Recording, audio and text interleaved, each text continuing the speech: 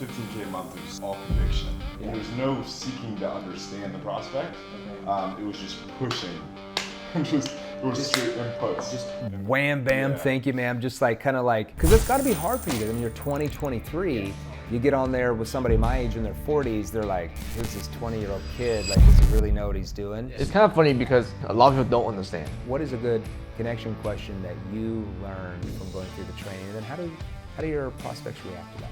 Sure, so one connection question that we use is like... All right, welcome to another episode of Closers Are Losers. Jeremy Miner here. I am actually coming to you, this podcast, from the SLS building. That's what it's called? SLS. Yep. SLS. SLS. SLS building in downtown Miami, Brickell area. So these are two of our clients here. So we just did like a call review with them as well. I'm in town here. I'm on like 4 or 5 live podcasts today, so I'm just kind of traveling around here. And these guys are right down here. Josh is a brand new. Well, no, you became a client. I did. But now we're going to start. We're going to start training all your team and everything. And you own a marketing agency. What is your marketing agency called? Direct to Deals. Direct to Deals, and you specialize in what? Lead generation for real estate investors, people who invest in single family residential. Called distressed property, stuff like that. That's a big industry. And then I'm here with Tony Lee as well. And then you have Tony Lay, French Vietnamese. Yep. And then you have a marketing agency as well, right? Yep. And you specialize in? Well, I got like a couple agencies. So this is the funny story. Yeah, we do lead gen now, home services. But back then I was doing both marketing agencies and stuff. Yeah. And when you started as a client, you were just an individual salesperson selling, right? I mean, I was selling for my own agency. Oh, you had your own agency when you started this. Okay, and I think you got into like our NEPQ 3.0 program, 3.0. which you did too, and now you've got into like more of our like where we're training all of your salespeople and everything as well. So let's spend the next like 15, 20 minutes and just kind of give all of our listeners, our community, just some golden nuggets. I hate that word, but some like stuff that they can actually use to sell more with what they sell. So walk us through. So before you became a client, like what type of results were you getting in your agency? We're doing around 5 to 15 grand a month. 5 to 15 grand a month. Okay, that is not a lot of. Okay, were you living out on the street or what was going on? Yeah, we were on the sidewalk. We weren't in the gutter, but we were on the sidewalk. 15K a month. And what are you doing now?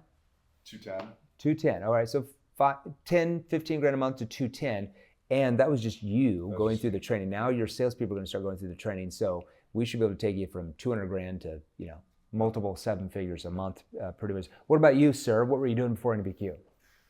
I was at 515 too. What is this, like a common number? It's kind of funny. Me and Josh went through the whole pretty much the same. You guys went at the same time, yeah? Similar journey as well. Yeah. Okay. Yeah, and the cool thing I love about you guys, you're so young. Like you're 20 years old, man. 20 years old. You've got an agency doing 7 figures a year. That's impressive at 20 years old. You're what, 23?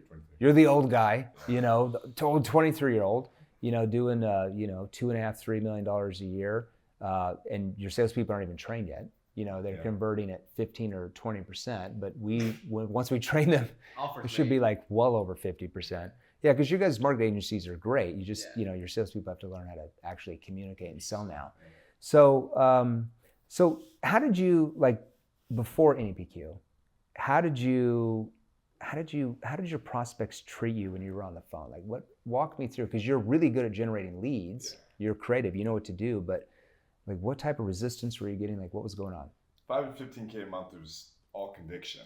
Okay. It was all me. It was presentation. Hey, hop on the call. Let's go into the 3 pillars. Let's go into the presentation. This is what we can provide. Yeah. There was no seeking to understand the prospect. Okay. It was just pushing.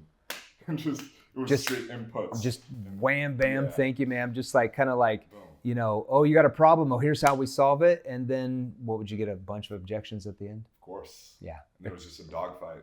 So it's like a boxing match. Yeah. You win a few here and there, but most of the time you're getting knocked out. Most definitely. What about you, Tony? Same thing as conviction. I think people were just buying me.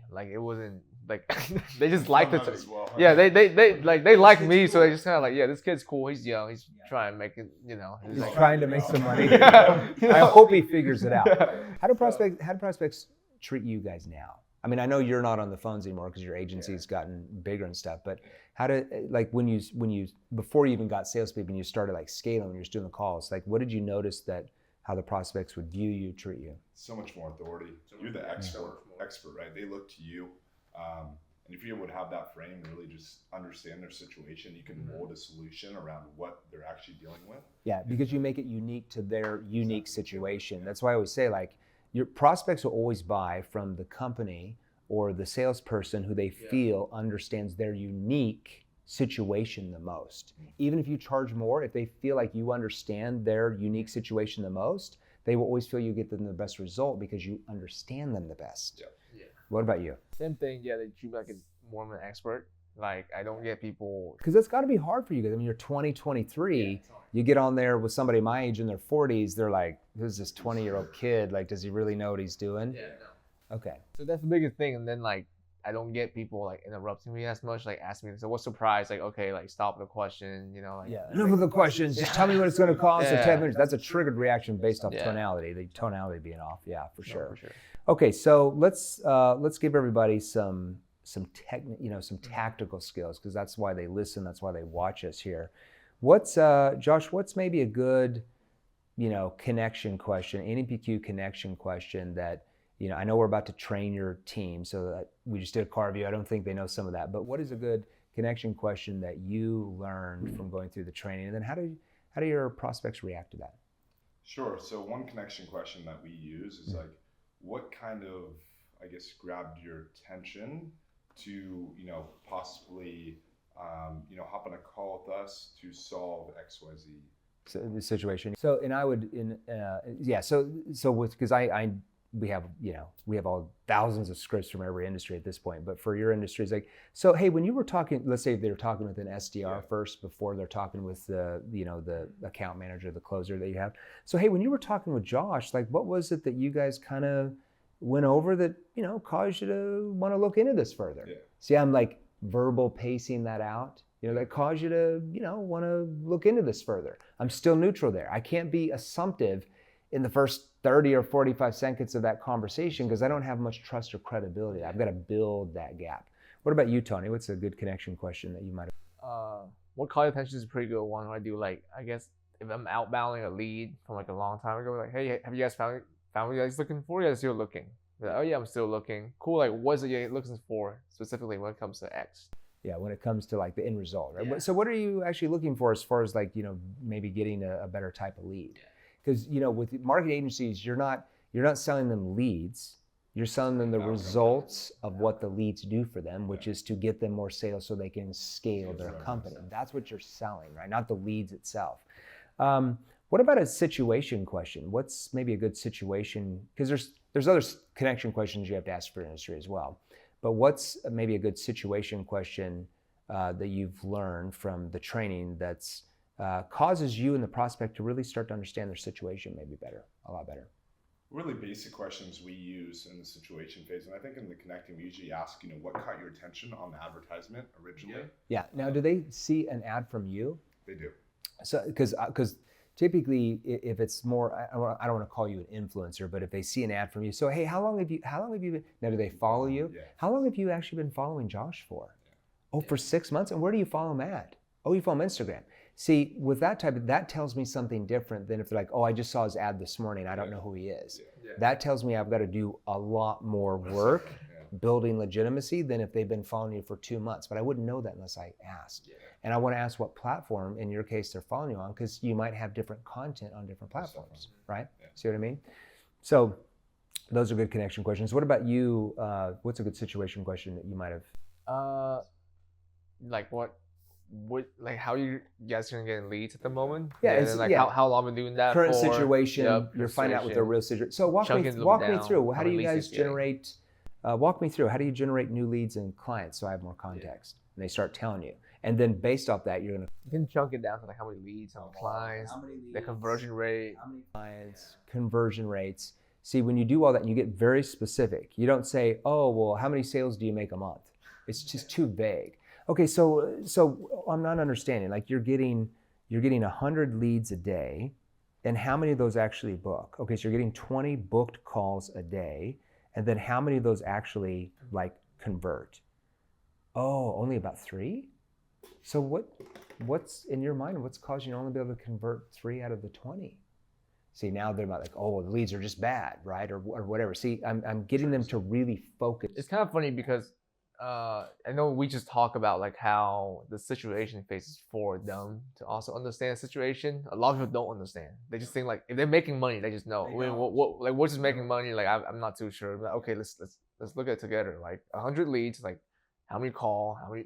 Then realize, oh wait, like my leads are pretty trash, you know? Yeah, exactly, exactly. Now it's like, in any industry, it doesn't matter if it's a marketing agency or home improvement or solar insurance, it doesn't matter. Any industry in the world, your prospects don't understand the risk situation. If they did, they would probably know how to solve it. They don't. You're the one that has a solution to solve that, so you're used to understanding that. They don't, right? Even though they might think they do, they don't understand the depth. Yeah. They don't understand how bad their problems are. They don't understand the consequences of what happens if they don't do anything about solving them. What's a good, there's obviously more situation questions you have to ask for your space, but what's a good maybe problem awareness question that you've learned to really get them to open up and see that they've got maybe some problems they didn't realize they had? We usually started with like, what do you like about what you're doing right now? Mm-hmm. And then obviously they don't like anything. Like, what do you dislike? Anything else that you dislike about the lead generation channels you're doing right now? And we start it kind of from there. That's okay. We're going to teach you how to relanguage that a lot more, because you're going to have some people that will open up to that, but a lot of them won't. Mm-hmm. What do you dislike? A lot of people won't, especially A-type, CEOs and business owners you guys deal with. So what I would do is like, and a lot of times in the connection questions and situation, they'll tell you some stuff they don't like. So I'm going to repeat that in my first problem awareness question. I'm going to mirror that. So give me an example of maybe something somebody says they don't like. I just like the sales cycle with the cold calling is just so long, and it just feels like we have to go through so many leads. So besides the sales cycle being so long, what's caused you to feel like that's not going to be able to scale the business? That's a really good question. See what I'm doing there? Give me an example of maybe something that somebody says they don't like in connection or situation. I've been relying on referral, word of mouth to grow in business for the past 20 years. So, you've been building your business with referrals you're talking 10 years. What's caused you to feel like that's not going to really scale the company? Well, there's no way I can scale it because I'm not, see what I'm doing? I'm getting them to tell themselves why that, if they keep doing it, will never get them what they want, rather than me telling them.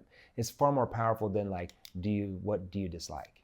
Because they'll stay surface level with you most of the time on that. If I'm going to use that type of question, so when you've been using, Zillow the past 4 years, do you like the results you've been getting?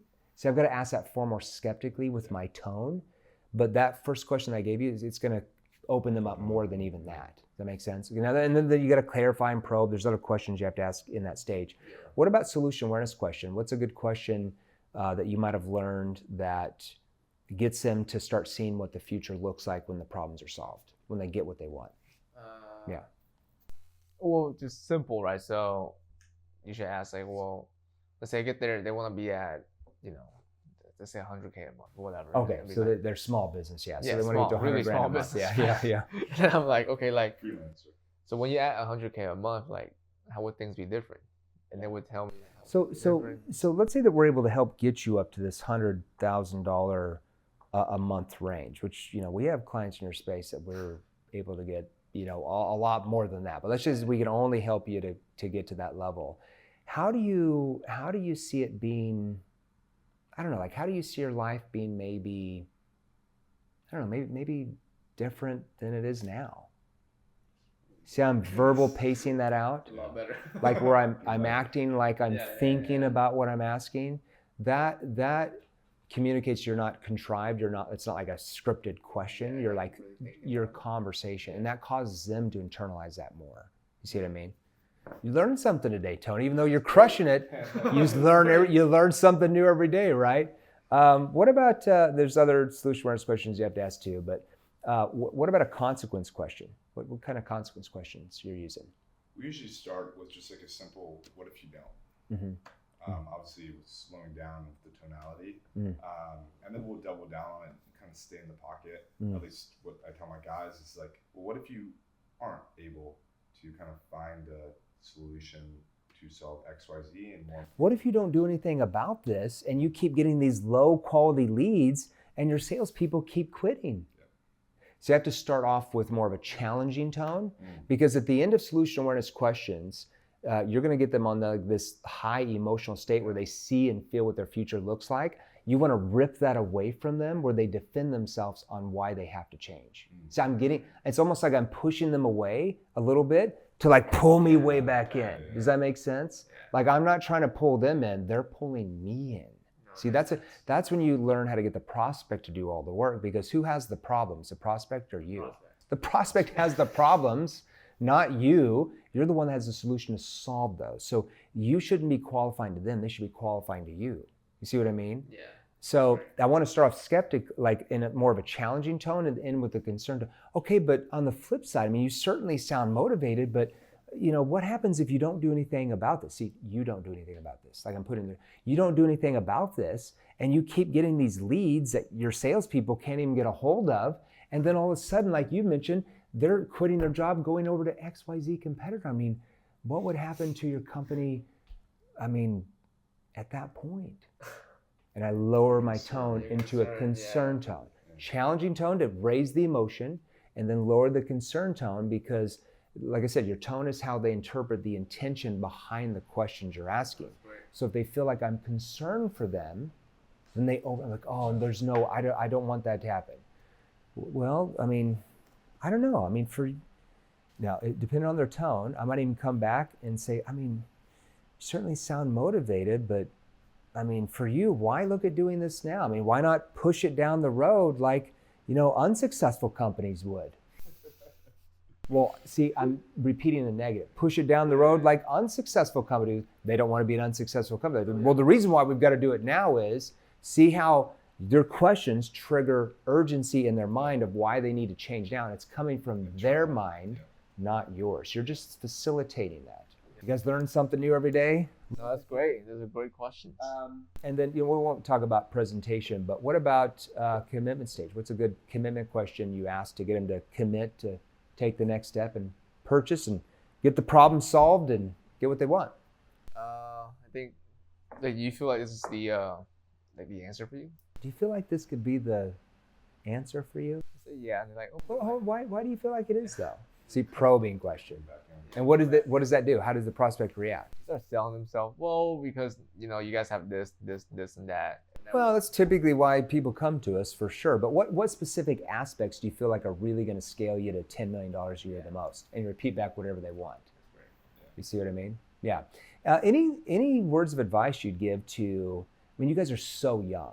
You're 20, 23. Congratulations. You're, crazy, we have our top account manager in our company is almost about to turn 19.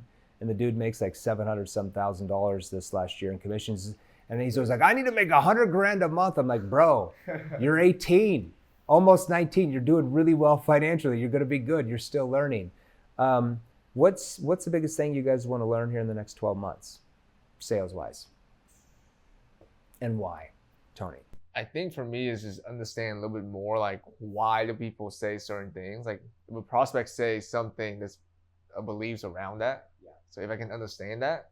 You can understand the psychology to help them reframe. That'd be pretty cool. It's gonna help me with like just communication overall. Talking to them. So work on reframes. Yeah, for sure. What about you, Josh?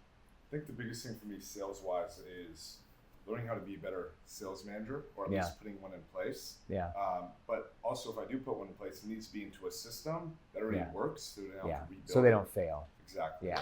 Empowering my team to obviously, utilize these tactics that were. Yeah.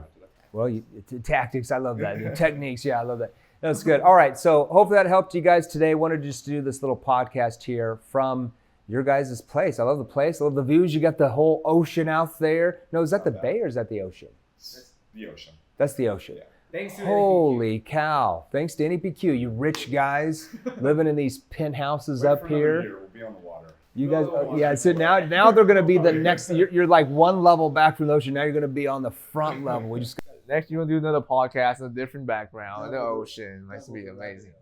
All right, you want to start learning a little bit more about what we do here? We'll give you some nibbles. We'll give you some golden nuggets. You're welcome to join one of our Facebook groups. The largest one we have is called Sales Revolution. So you can go to Facebook, the search part on Facebook, and type in Sales Revolution. Or we got a website. You can go to salesrevolution.pro. Salesrevolution.pro. You can join that for free. There's 110,000 members of that thing, and you're welcome to. You get an overview of us. You can go to barnesandnoble.com. You can buy our Wall Street Journal bestseller, Amazon bestseller, and Barnes & Noble bestseller, The New Model of Selling, Selling to an Unsellable Generation, with my co-author, Jerry Acuff, runs a large consulting firm on the East Coast, sales consulting. Pick that up for $17. If you need a GoFundMe page, let us know so you can learn how to sell more. We'll donate the $17 for you. I hope you guys. So you go buy this book at barnesandnoble.com. And we'll see you on the next episode.